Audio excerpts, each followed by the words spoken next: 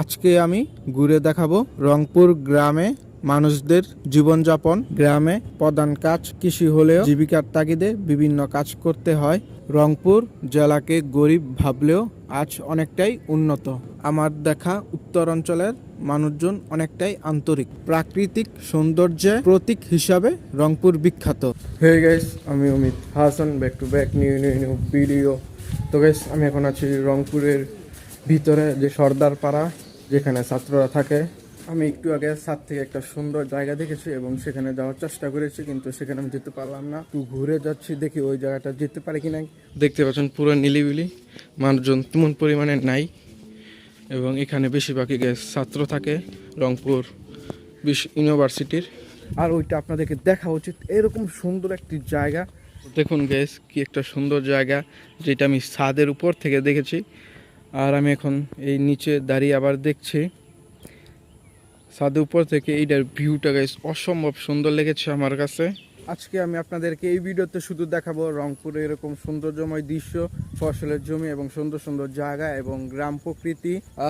এই ভিডিওটা অনেক ইন্টারেস্টিং হয়ে যাচ্ছে, কারণ আমি নারায়ণগঞ্জ থেকে চলে আসলাম রংপুরের সৌন্দর্যময় দৃশ্য দেখার জন্য এবং এই এলাকার সৌন্দর্য দৃশ্য তুলে ধরার জন্য। আপনারা লক্ষ্য করলে দেখতে পাবেন আমার এই পাশে গ্রাম ফসলের জমি এবং আমার এই পিছনের সাইড হচ্ছে ফসলের জমি।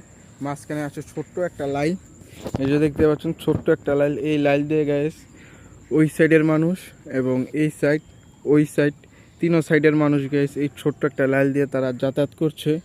এই ফসলের জমির সাথে রয়েছে একটা বাউন্ডারি করার জমি, যেখানটাতে গাইস বিভিন্ন ফল এবং ফুলের গাছ লাগানো হয়েছে বাউন্ডারির ভিতরে। দূরে এক ভাই তাদের ফসলের জমিতে কীটনাশক দিচ্ছে।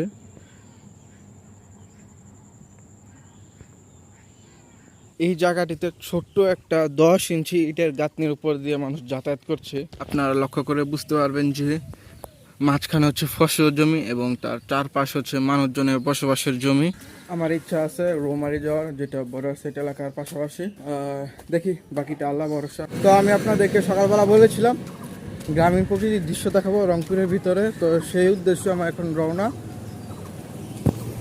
আর আমি এখন আছি তাজহাট, রংপুর সদর, এবং এই গ্রামে হচ্ছে এরকম একটা দৃশ্য।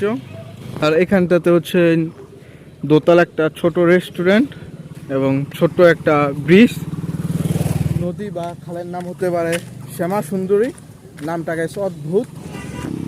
তো আমি এখন এলাকার মানুষজনকে জিজ্ঞাবো কোন দিকে সুন্দর জায়গা। আপনারা দেখলেন একজন এই গ্রামের বাসিন্দাকে আমি জিজ্ঞেস করলাম, মুরব্বী টাইপের, উনি আমাকে সাজেস্ট করলো এখান দিয়ে যেতে।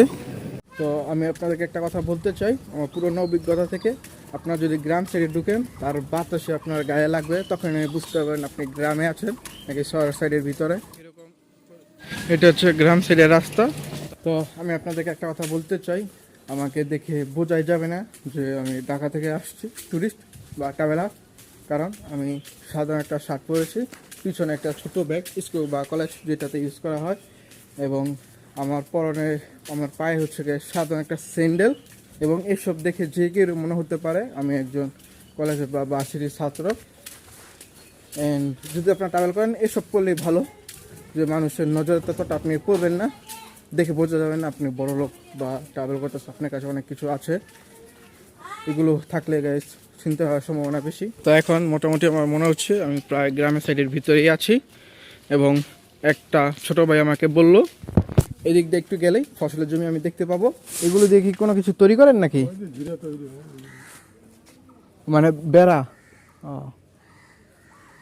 মানে এই সাইড কত দূর গেলে মানে গ্রাম সাইড মানে ফসল টসলের জমি দেখা যাবে? ওই যে বাজারের সামনে একটা বিমলা বাজার আছে না? হ্যাঁ, বাজার পার হ্যাঁ পূব পাশে যাওয়া লাগবে, মানে 5-10 মিনিট লাগবে নাকি? এরকম লাগবে। এই দিকে হয়তো দুই ধর্মের লোকের বসবাস, হিন্দু এবং মুসলিম। এটা হচ্ছে রাস্তার পাশে একটা মসজিদ এবং তার সাইড এবং এক কোণার হচ্ছে একটা কবরস্থান। অ্যান্ড এই বাচ্চাটি দেখতে পাচ্ছেন আমার ক্যামেরা এবং কথা শুনে খালি বারবার আমার দিকে তাকাচ্ছে। তো এই রাস্তা দিয়ে যাওয়ার পথে আমি এরকম বিকট শব্দ শুনতে পেলাম, যেটা গাছগুলোকে একদম পুরো গুঁড়ো করে ফেলছে, দেখতে পাচ্ছেন আপনারা। এবং এই ছোট্ট একটি রাস্তা দিয়ে আমি একটা বড় সড়কের ভিতরে চলে আসলাম। গ্রামের মানুষ আমার পিছনে যেই খলা দেখতে পাচ্ছেন, এই খলাতে তাদের ধান শুকায়। প্রথমত ধান ভিজাতে হয়, ওই রকম ওই চুলাতে ধান ভিজায়, তারপর এরকম রোদ্রে শুকাতে দেয়, শুকায়। তারপর আবার ভাঙানি মেশিনে চলে যায়, যেখান থেকে ধান থেকে চালে রূপান্তর হয়। মানে এদিকে ফসলের জমি সাইড কোন দিকে? ফসলের জমি মানে ধান ক্ষেত কোন দিকে? এটা এদিক দিয়ে? এটা তো মেলা দূর, এটা শহর না, শহর। হ্যাঁ ওই দিকে যাওয়া অনেক ভালো। আমি এখন আছি ফতেপুর রোড, মাহিগঞ্জ। আর আমার সামনে হচ্ছে বাজার। আর এইদিকে আপনারা এরকম খল্লা অনেক দেখতে পারবেন। প্রথম আসলাম আমি তাজহাট, তারপর হচ্ছে মাহিগঞ্জ, এখন ফতেপুর রোড। মূলত এখান থেকে হয়তো বাজারটি শুরু হয়। মূলত এই বাজারটিতে আছে 3 রাস্তার মোড়।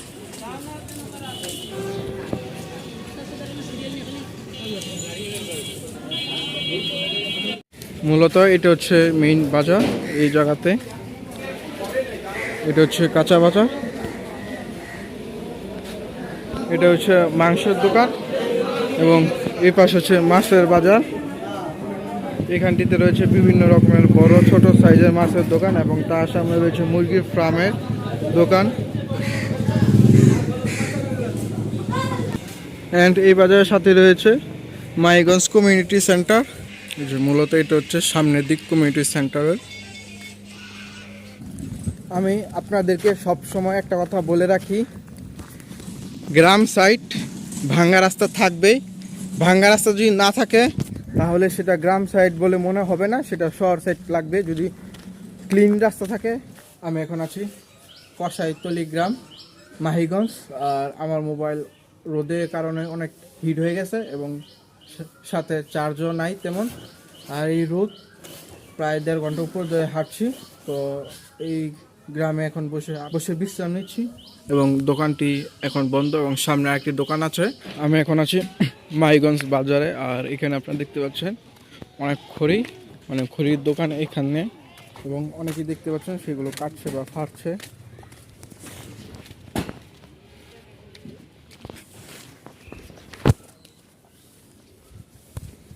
এই যে এই রাস্তা দিয়ে এসেছিলাম আমি, এবং এই রাস্তা দিয়ে ঘুরতে গেছি। বাকি রয়েছে এই রাস্তা, এবং এই রাস্তা আমি একটু হালকা যাব। আর মূলত মাহিগঞ্জ বাজারটা বড়, আর এখানটাতে মানে শপিং মল তো এরকম আমি দেখতে পেলাম না, হয়তো এটা আর অন্যদিকে হতে পারে। আমি আসার সময় তাজহাট থেকে এসেছিলাম এই মাহিগঞ্জ, অন্য রাস্তা দিয়ে আপনারা দেখলেন। আর আমি এখন এই রাস্তা দিয়ে যাচ্ছি আবার তাজহাট। এখান দিয়ে নাকি 10 মিনিট লাগে যেতে, তো সেজন্য আমি এখান দিয়ে গেলাম।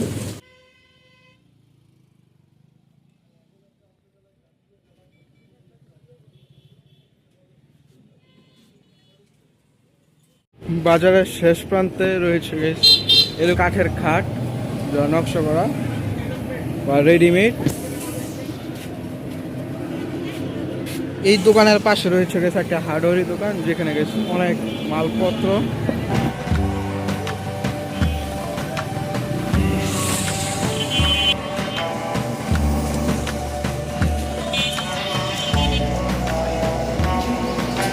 এখানে হচ্ছে গাইস প্লাস্টিক বা সিরামিকের জিনিসপত্র, এবং উপরে রয়েছে বাচ্চাদের খেলনা বা রিমোট কন্ট্রোলের গাড়ি।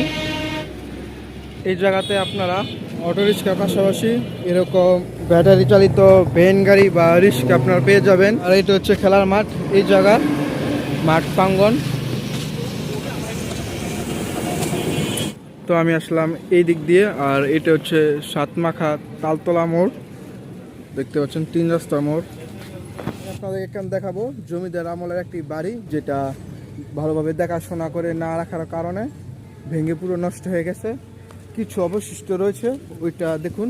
এই যে এটা হচ্ছে তালতলার এখানে জমিদার আমলের বাড়ি, এবং এটা কি বাড়ি ছিল আমি তা সঠিক জানি না। আর এটার ভিতরে যদি আমি যাই দেখতে পারবেন যে এরকম ছিল, লোহা দিয়ে উপরের ছাদ, ওইটা পুরোপুরিভাবে ভেঙে গেছে। এবং দেখুন পুরনো হওয়ার ফলে নিচ থেকে একটা বট গাছ জ্বালিয়ে পুরো বিল্ডিংটা দখল করে নিয়েছে। আর উপরতলা যে ছাদটা দেখতে পাচ্ছেন, লোয়ার অ্যাঙ্গেল এখনও আছে, কিন্তু অন্য সাইড দিয়ে পুরো ভেঙে গেছে। এবং যেই দরজা জানালা এইগুলো কিছু নেই এবং এই পাশের দেওয়ালটা পুরো নষ্ট হয়ে গেছে, ভেঙে গেছে। আমি মনে করি এটা ভালোভাবে দেখাশোনা করে না রাখার ফলে এই প্রত্নতান্ত্রিক নিদর্শন জমিদার বাড়ি আমলে ভবনটি এইভাবে নষ্ট হয়ে গেছে। এটা হচ্ছে তালতলা জামে মসজিদ, 3 রাস্তা মোড়ের পাশে এটা অবস্থিত। পুরো মসজিদটা দেখতে মোটামুটি সুন্দর এবং যাওয়ার জন্য রয়েছে 2 পাশে 2টা সিঁড়ি মসজিদের ভিতরে ঢোকা এবং এক পাশে রয়েছে অজুখানা। এবং এই মসজিদের সামনে আপনারা দেখতে পারবেন অটোরিকশা গ্যারেজের মতো। তালতলা জামে মসজিদ বাহিরে যেমন সুন্দর, ভিতরে তার চেয়ে আরও বেশি সুন্দর। এটা হচ্ছে তালতলা বালক সরকারি প্রাথমিক বিদ্যালয় এবং তার সাথে শহীদ মিনার এবং আরেকটা রয়েছে নতুন মাহিগঞ্জ বালক সরকারি প্রাথমিক বিদ্যালয়।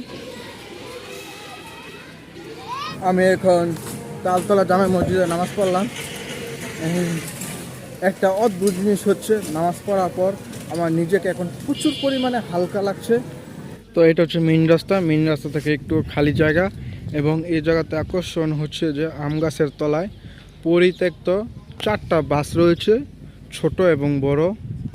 আর ট্রাকগুলো দেখে আমার মনে হচ্ছে সামনে হয়তো থানা হতে পারে, তো সেটাই কনফার্ম হলো, পুলিশের গাড়ি। এবং এটা হচ্ছে মাহিগঞ্জ থানা, এটা হচ্ছে মাহিগঞ্জ থানা, যেটা 4 তলা বিশিষ্ট। অ্যান্ড এটা হচ্ছে রেঞ্জ রিভার্স ফোর্স রংপুর।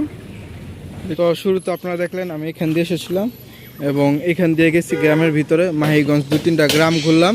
ঘোরার পর মাহিগঞ্জে বাজার, ওইখান দিয়ে আবার চলে আসলাম এই যে এই রাস্তা দিয়ে। সামনে আপনারা দেখতে পেলেন আবার থানা।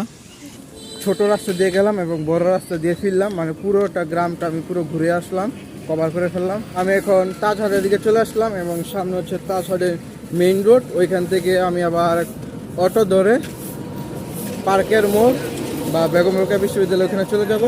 আর এটা হচ্ছে এই যে তাজহাট। ভিডিওটা যদি ভালো লাগে অবশ্যই like, comment, share and subscribe করবেন। আর গাইস, এই ভিডিওটার মধ্যে আমার অনেক পরিমাণ হাঁটতে হয়েছে এবং অনেক কষ্ট করতে হয়েছে। আর আপনারা দেখলেন আমি কতক্ষণ হাঁটলাম, 3 থেকে 4 ঘন্টার মতন এই ভিডিওর জন্য। তো অবশ্যই সাবস্ক্রাইব করবেন আর কমেন্টে জানাবেন ভিডিওটা কেমন হলো।